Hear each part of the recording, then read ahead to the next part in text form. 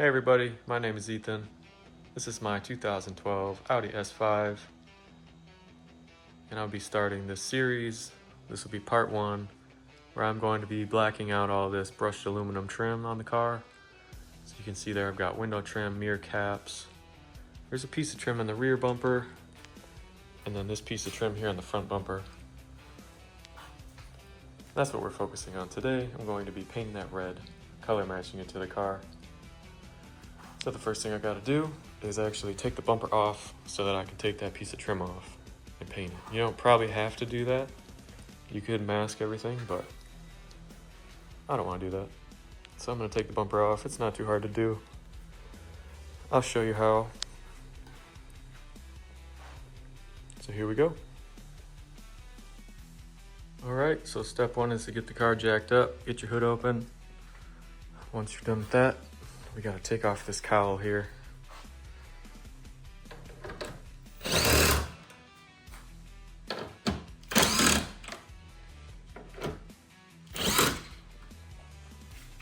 I'm not left-handed. Okay. So, 4 bolts.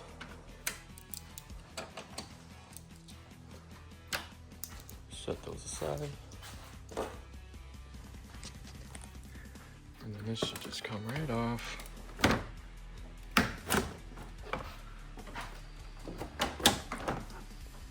Like that. Okay. All right, next thing is removing the under tray bolts.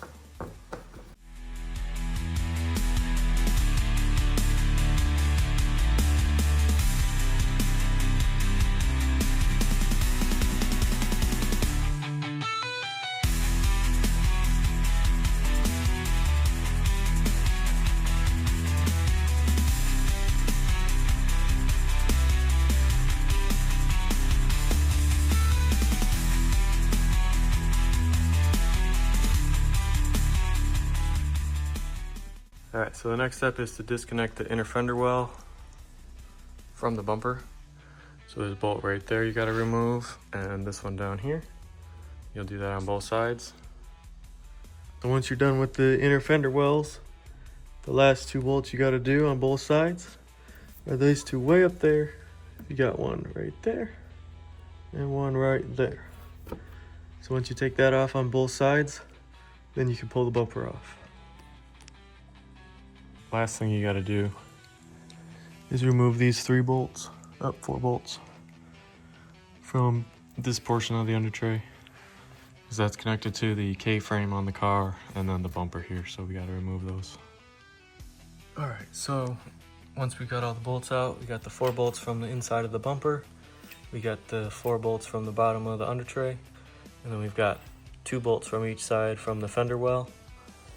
Then you're able to just pop the bumper out, just give it a pull right here on both sides, and then the bumper should come right off.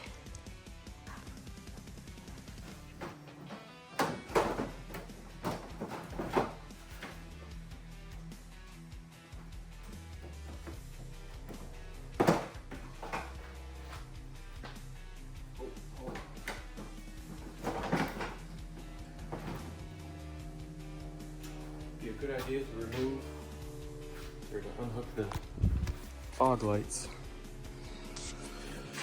which I did not do. Let me do that now. I'll fall on my face. This is a plug. All right, there's one.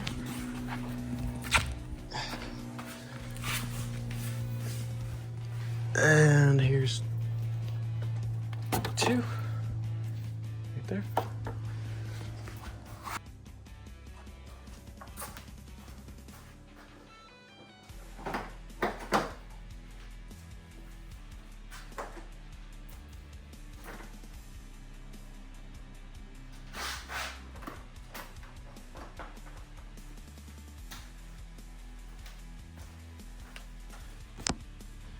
All right, now I've got the bumper off the car.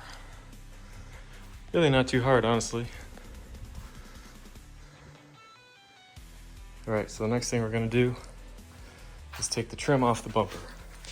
And the reason we had to take the bumper off the car is because bolts for that are down here. 1, 2, 3, 4. And then that piece of trim will come right off. All right, let's do it. Turns out to get those bolts, to get that trim out that I just showed you, you actually got to remove these ones here, because this piece is in the way. Can't get the tool on them. So just want to let you know, go ahead and take that off, and then we'll get that trim off. All right, so we got the trim off. I just found out when I took it off that I've got some of these tabs are actually broken. There's 3 of them. This is where the impact hit. You can see the damage there, and then there's a chunk missing. So I'm actually going to try and JB weld these on.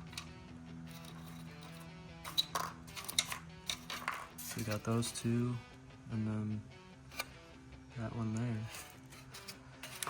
So once I do that, I'm going to then scrape all the rest of this paint off. I actually painted this before. It's kind of a quick job. I didn't do a very good job. So when stones and stuff were hitting it, it kind of chipped off like this. Looked bad. So I ended up taking a razor blade actually, and even just my thumb, you can see right here. And this stuff just comes off. So I need to do a better job this time of prepping this surface. I need to actually scuff it up with some sandpaper and give the paint something to mechanically bond to. So I'm gonna guess your trim's not broken if you're trying to do this too, and you'll be able to just skip to the next part, but I need to actually try and fix these. All right, so we got all the paint chipped away off of this thing. Inside doesn't matter, other than where I'm on epoxy. I did what I could. You can see my pile of paint chips. That's how you know it was a very good paint job. All right, so the next step is gonna be to sand this with some 320 grit sandpaper. Kind of did that spot already. That's gonna scuff up the surface, and it gives that paint something to grab onto, so hopefully it doesn't chip off like it did this time. That combined with the hardener in the paint, hopefully will be a long-lasting paint job on this piece. So I'm gonna go ahead and sand it down, clean it up. I gotta clean those burrs. I'm actually gonna put some Bondo body filler in that hole, try and smooth all these things out so that when it's painted you can't tell there's any damage there.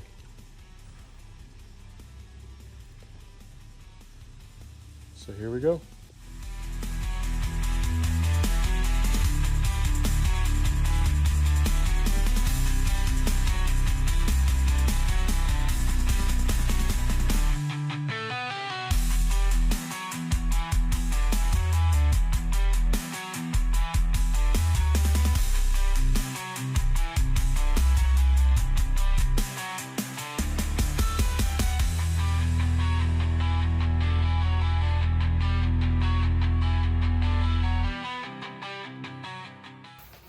All right, so you can see some good hazing.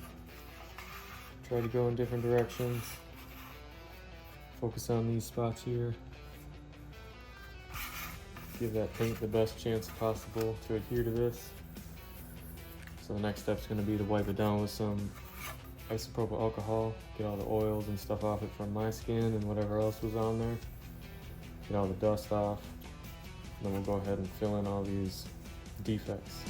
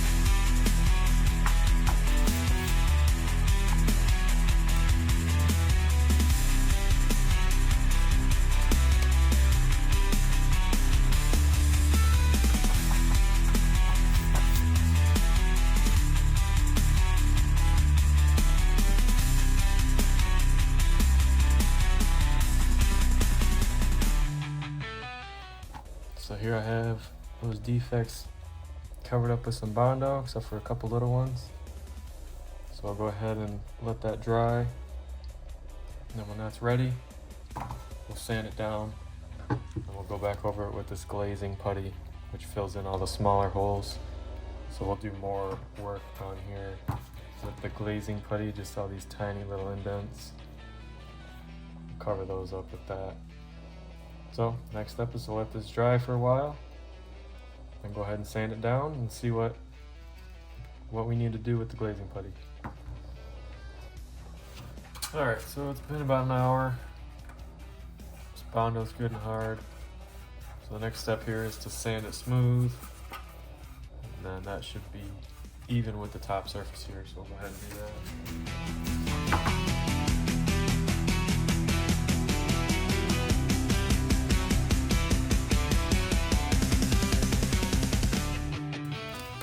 Alright, glazing putty. This stuff doesn't have a hardener in it, or it's already in there. You don't have to mix it. So I'm just gonna get ourselves a fresh spot here.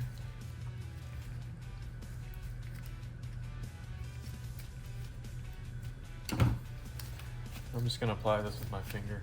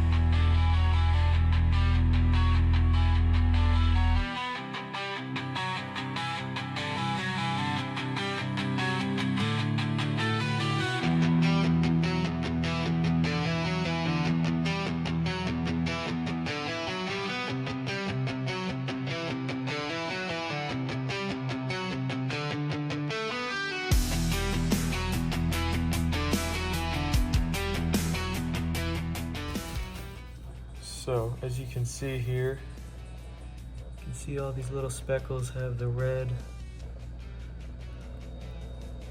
Bondo glazing putty right inside them. So when we paint over those, it's going to look perfectly smooth. All these little stone chips are going to be, you won't be able to see them.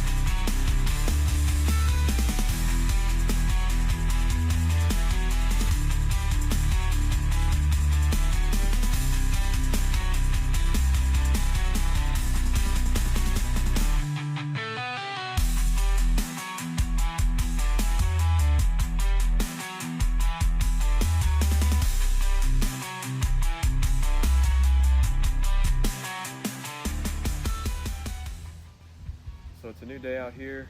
Got the piece all primed, bondo's all done. It's nice and smooth. I went ahead and sanded it down with some 400 grit sandpaper. Wiped it down with some alcohol again. So now we're ready to go ahead and spray it with the red paint. So what I've got here is some Touch Up Direct spray paint. And then this color is Audi Brilliant Red. Paint code is LY3J or C8 depending on the year, but it's all the same color. So we're gonna go ahead and get some red paint sprayed down on this thing.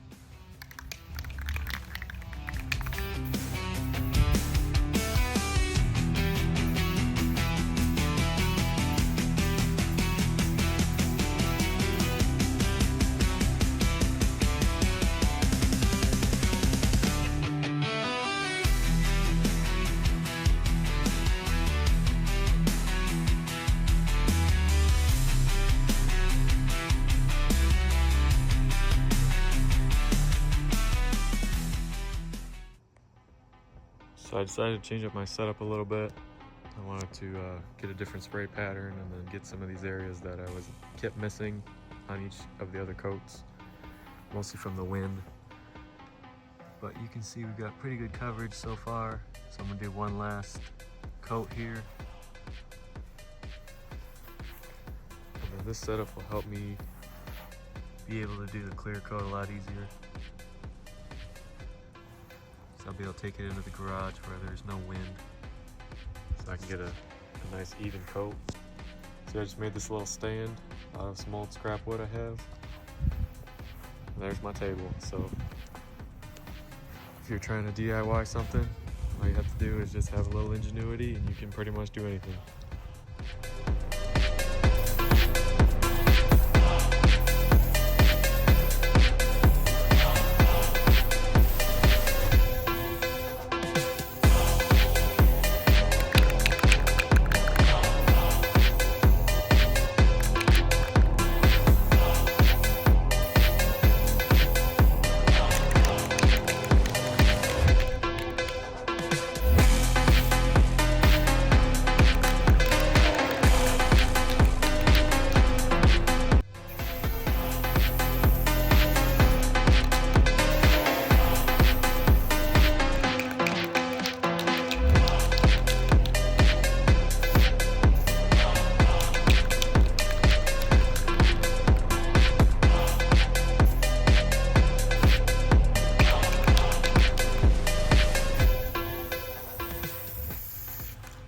Alright, so that's going to do it for paint. Next step will be clear coat. So we'll give this a couple hours to dry and then we'll go ahead and move into the garage and finish this up. Alright, so it's been a couple days, got busy, so also let the paint dry a little better. So I'm gonna go ahead and get some clear coat put on this now. So I'll go ahead and show you the piece. It came out really good. It's nice and smooth. You can see where that Bondo really did its job, smoothing out all of these little imperfections and stone chips that were in this piece. So the last step here is to put a clear coat on it. So this is what I'm using. It's a 2K clear coat. What that means is it's got two components. It has a hardener in it. So this is a high quality automotive clear coat, and it's going to be UV resistant. That's the main thing here. If you're painting something that's going to be outside, you need it to be UV resistant, otherwise it will yellow or crack. So this will give this job the best possible chance of looking good in the future.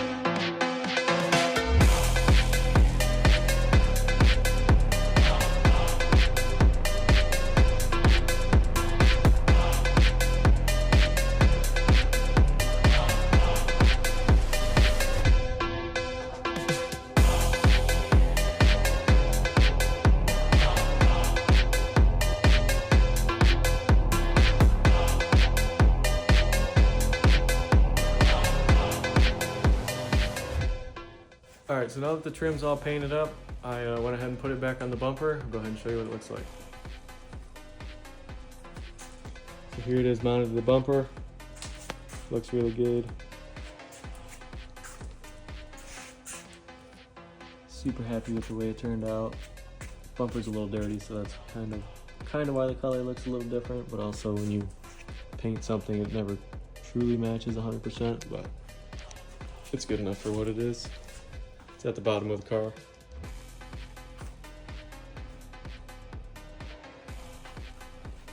So yeah, I think the red trim versus that brushed aluminum just looks way more aggressive. I'm super happy with the way that turned out. So now I'm gonna go ahead and get the bumper put back on the car, and we'll back this thing out and show you what it looks like.